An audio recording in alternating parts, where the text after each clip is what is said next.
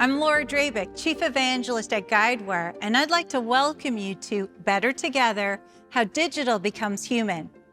This joint keynote presentation features top-rated speaker, author, and industry thought leader Steven Van Belleghem to reveal how tech-forward brands are tapping data analytics and artificial intelligence to create emotional connections that transform customer relationships. And I'm going to be on hand to share how Guidewire empowers our customers to achieve the kind of digital customer centricity you'll hear about today.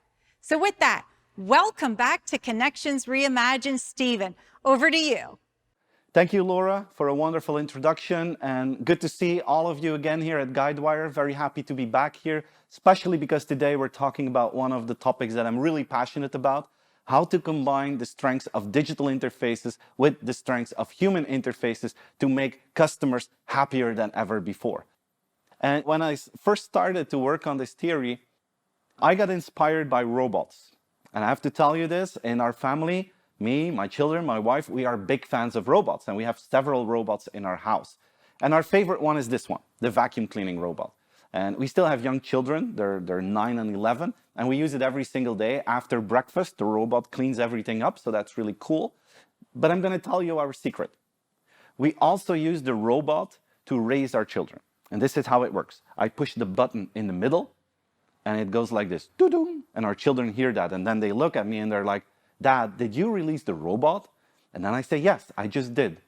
And then they say, "Yes, but our Legos are still on the floor." And then I say, "I know, you have 30 seconds left." And that works every single time. We're like, doo-doo, and they start to clean. And that's really cool. But after a while, as young parents, you start to think, okay, this machine has more authority over our children than we do as parents. And that's a little bit frustrating.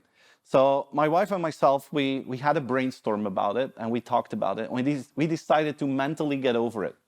And we decided to raise the children with the three of us, the two humans and the machine. And it works fine for us. So if you have children that are younger than 10, I can strongly recommend you to get one of these robots. If you think, yeah, but Steve, my child is only 1, it's too early for that, that would be a mistake. Children, as young as they may be, they love these robots. So it's always a good time to get one. But we thought, okay, this is cool. This is man and machine together to achieve this target of raising our children. And I think this is what we need to do as organizations as well. Look for the strengths of digital, look for the strengths of humans, and see how you can combine both and reach that point where digital becomes human. And you know, this has an impact on strategy, because in the past we had to choose. We had to choose between operational excellence and customer intimacy. Today, smart companies, they don't choose anymore. They understand that if you use digital in a good way, that it helps you to become more efficient. And if you use the humans in a good way, it helps you to become more customer-centric. And if you combine both, that is brilliant. Let me show you an example. Take Citizen M Hotels. It's a hotel chain focused on business travelers. They have one of them on Times Square in New York if you want to try them out. And it's completely different in experience than any other business hotel that you may ever been to. And the biggest difference is the check-in. If you check in, you have to do it yourself, like in the airport. There's no human there behind the desk.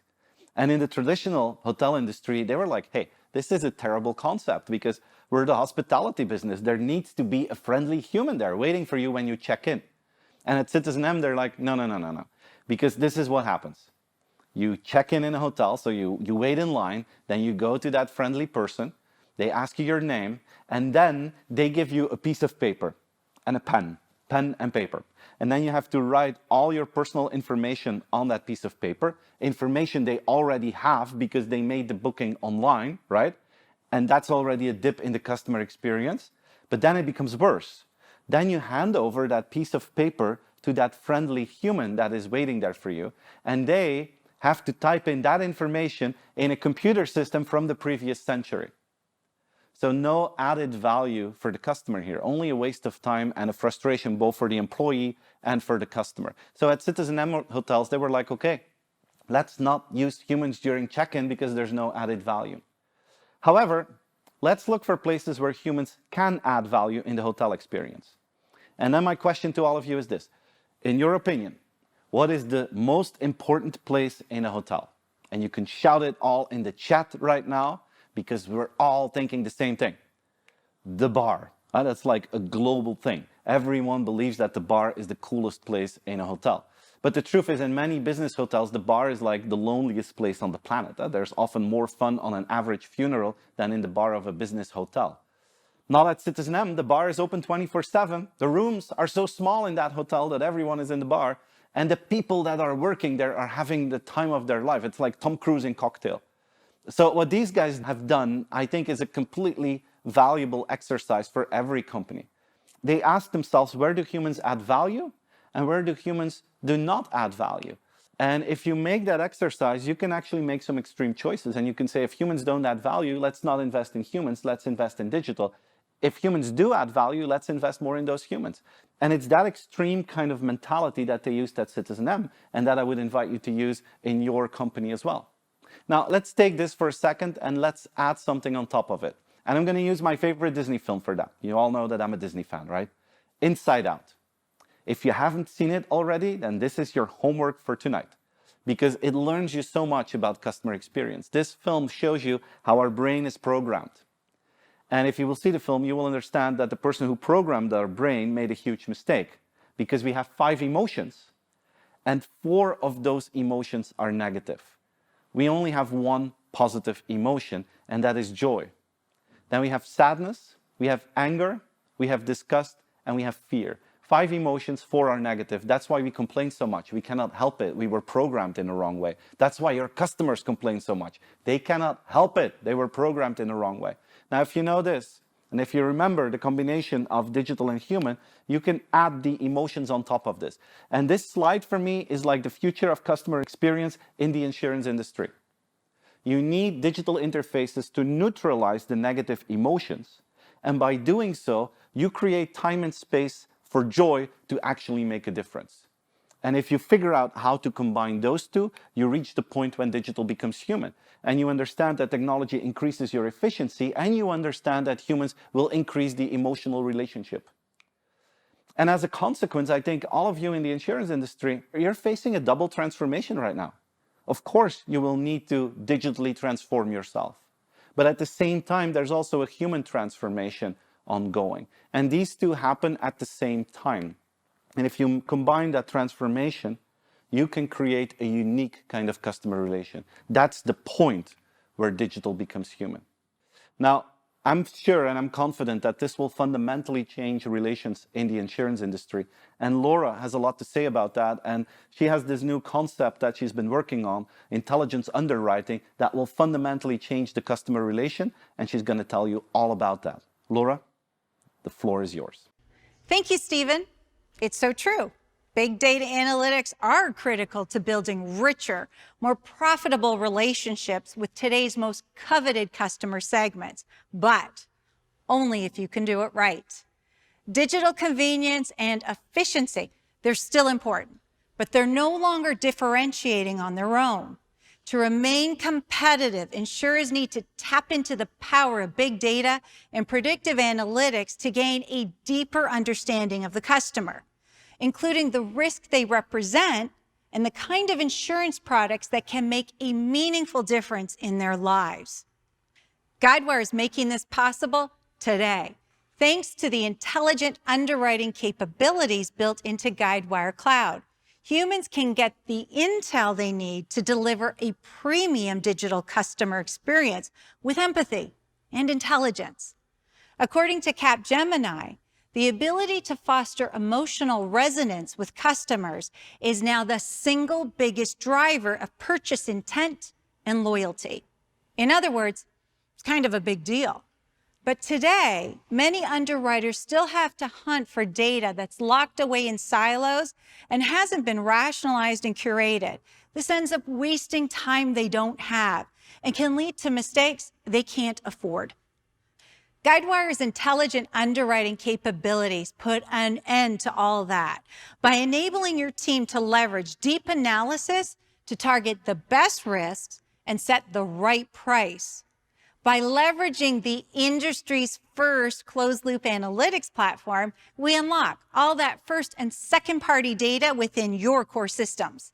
And we integrate it with data from Guidewire's risk listing engine called Science, our exclusive internet-scale connection to non-obvious information that would be nearly impossible to obtain otherwise.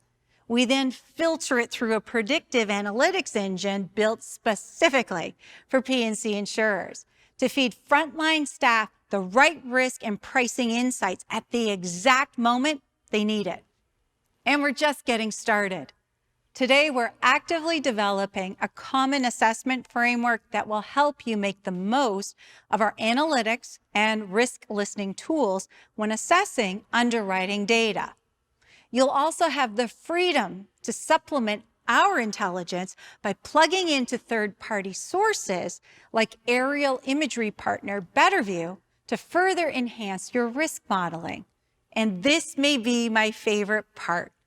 In order to future-proof your investments longer term, we hold regular sessions with insurers. And with their input, we're developing an integrated desktop for managing the entire underwriting process. To show you how it works, let's meet Benita, founder and CEO of a hotel chain with 100 locations nationwide. She's not exactly the portrait of patience, and she wants coverage like last week. There's no need to physically inspect these properties. Guidewire instantly assesses hundreds or even thousands of data points from internal and external sources to assign a risk score. In this future underwriting dashboard, the underlying data for that score is exposed to the underwriter. We also predict loss ratio and future risks, including the likelihood of a major loss and the chances of closing the deal. There may even be a virtual assistant like an Alexa for underwriting that will answer questions or advise on next best steps. Even today, these data-driven insights enable the underwriter to become a partner to Benita, who may not even be aware of the risks identified by Guidewire. Risks that could be calamitous had they gone undetected. And by playing out different pricing variables, the underwriter is able to provide fitted coverage to best meet Benita's needs. And that's how you create a very happy customer profitably. Oh, spoiler alert, no other solution comes close. Thank you, Laura. Let's talk about artificial intelligence for a second, because, we are currently still at the first half of the adoption curve of AI. And what's really fascinating is to think about what will the second half of the curve look like. And to understand that, I would like to go back in time for a second. I would like to go back to 2007 when Steve Jobs first introduced the iPhone. Do you still remember the sentence that he used to describe the iPhone back then? He said, "The iPhone will be your life in your pocket." And he was absolutely right. But back then, we didn't have a clue what he was talking about. Because if you look to how we used the iPhone in 2007, it was like a gimmick. Today, it's a partner in life. But back then, it was like a gimmick. I don't know if you remember this, but this was the most popular app back in 2007 to demonstrate the power of the iPhone. It was called the iBeer app. And very ridiculous. Then you had a virtual beer, then you could drink it, then you put your phone back down, and then the phone burped. And we thought it was the most magical thing ever. I still remember the look in my mother's eyes when I showed her that, and then she was like, "Okay, and you paid $1,000 for that device?" That was 2007. We were looking for gimmicks. Today, it's a partner in life. That's because now we're at the end of the second half of the curve of smartphones. And then the question is, of course, will we see the same evolution with artificial intelligence? And I think that's exactly what will happen. Because today, if you look at how we use AI, it's also a little bit still in the gimmick sphere. We ask Alexa to share a joke or to tell a bedtime story. And the most advanced thing is, put something on our wish list or ask for a song. But it's still a gimmick. But I'm convinced pretty soon, AI and voice assistants will be a partner in life as well, just like phones are right now. That's what's going to happen in the second half of the curve. And in the second half of the curve, we're going to see completely new digital interfaces that will change our experiences. And we're already starting to see that. Look at how payments are being done in China completely digitally. Look at how commerce is being automated. And I'm convinced once an algorithm delivers, we will trust it. And I want to show you this personal anecdote. I already had a navigation system in 2001 that explains to the world how old I'm getting. But in 2001, the hit rate of a navigation system was like 50%. And the hit rate of a human, if they knew the environment, was 85%. So if I was driving somewhere and my navigation system said, Steven, it's straight ahead, but my wife said, no, I know this place. You need to take a right turn here. I listened to my wife and I took a right turn because she had an 85% hit rate. Today, like Waze has like a hit rate of 99.9%, right? The human still has a hit rate of 85%. So today when I'm driving somewhere and the machine is like, you have to go straight ahead, and my wife says, no, I know this place, you need to take a right turn, I go straight ahead. And I live with the consequences of that decision. But that's how it works, because we know that that algorithm delivers and we trust it because of that. Will we trust algorithms? That's often a question. The answer is yes. When they work, we will trust them. When you will get into a driverless car, you will trust a machine with your life. And sometimes it will be a little bit more exciting than what we've hoped for, but we're going to trust machines with our lives in the near future. That is what will happen in the second half of the curve. And the question is, how can we bring value in the second half of the curve? What do we need to do? I don't think that AI will replace all jobs. I don't think that's what's going to happen. I think AI will create new opportunities for people's jobs and to do things in a more creative way, in a more productive way, in a more efficient way. And I actually think that we're going to see a flip from AI to IA, intelligence augmented, where we use technology to boost the power of our employees. I think that will be a crucial part of the second half of the curve. Let me give you an example. Digital Genius, a company based in San Francisco that want to create intelligence augmented for people in a contact center. So what happens is these guys come in and they look at your data from the past and they translate that into algebra. Then a question from the customer comes in. Can you rebook my flight? This question gets translated into algebra. And then they look in the data from the past to create an answer for this specific question. And the computer automatically generates that answer. And then the humans, the service agents behind the scenes, get to see the answer. They can choose it, they can use it, they can personalize it. And then they send it to the client. This here is KLM using it, the Dutch airline company. Because of this, KLM can answer more questions in a more personalized way than any other airline in Europe can. And the customer doesn't know what's going on. The customer just thinks, wow, these guys are fast, these guys are personal, this is cool. They must have better employees than Lufthansa. But that's not the case. Lufthansa has great people just like KLM. But KLM figured out a way how to boost the intelligence of their people. From AI to IA, from artificial intelligence to intelligence augmented. That will be part of the future of artificial intelligence, and it will have a huge impact on customer experience. Laura has a very concrete example about that. If you look to how claim handling is being done today, there's a lot of work for the people who have to take care of that. They're like orchestrating everything.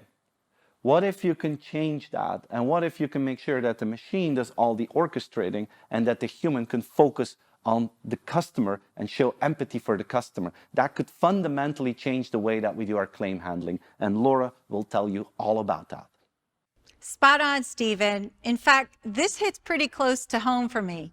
As you pointed out, in the past, you had to choose between operational efficiency and customer intimacy.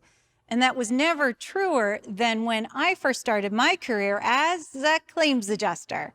Yep, that's me, circa. And my role was to act as a kind of conductor or orchestrator who manages all the moving parts within the claims process. Generally speaking, the claims adjuster acts as an intermediary for the customer and arranges for vendor services, including managing the estimate and the repair. And let me tell you, it's a lot of back and forth with the customer, as well as ordering reports, managing litigation, facilitating settlements, and cutting checks. You know, a knee-slapping good time.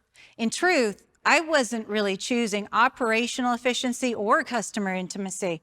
I was doing neither of these things well at all. But to Steven's point, AI technology is quickly changing all of that by enabling insurers to harness the best features of both artificial and human intelligence. The idea, letting machines do what they do best so humans are free to focus on solving more complex issues and providing a concierge level of service. According to McKinsey, by 2030, most routine claims and customer interactions may be best suited for digital resolution, as much as 60% of total volume in McKinsey's view. More complex claims and customer interactions requiring nuanced judgment will continue to be handled by humans, who can now deliver true empathy and will be equipped with powerful new management tools.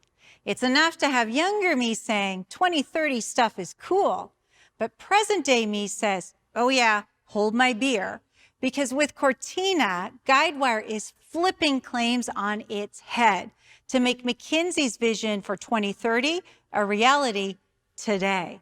Introducing Autopilot, a powerful new AI engine designed to automate the large majority of claims processes, so adjusters can engage in more meaningful work and focus on processes that are optimized by human interaction. As part of Claim Center, Autopilot becomes the new conductor, orchestrating the execution of the entire claims process, making manual handling the exception rather than the rule. With Autopilot, automation is not an all-or-nothing proposition either. Insurers should realize immediate benefits from Autopilot, including reduced cycle times, reduced human intervention, and faster, better customer service. Insurers can also determine how much control they want to cede to Autopilot. They can start with a lot of oversight by human adjusters and then loosen the reins over time, or they can go full bore right off the bat.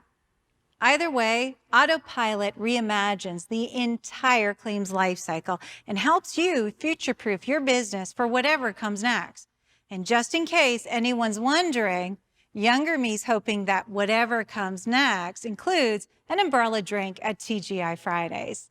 Also on deck, Claims Intake Designer, an app that enables business users to easily create, edit, and publish progressive disclosure trees for claims intake at first notice of loss. The goal, only ask relevant questions in order to collect as much information as possible during first notice of loss, and then automate claims processing based on the information collected. Pretty powerful stuff, and it's all available in the here and now. This is why it all matters. For a lot of people, the claims experience is the brand experience, the ultimate moment of truth. The fact is, customers who are pleased with the claims process are 80% more likely to renew their policies, contributing to as much as 30% higher profitability. Also, expediting first notice of loss alone can help cut the cost of the average auto claim by up to $800. And besides, it costs 4 times more to acquire a new customer than it does to keep the ones you already have happy. So get a move on it. We can help you do it right. As Steven noted, it's critical that digital becomes human. Cortina can help you get there today.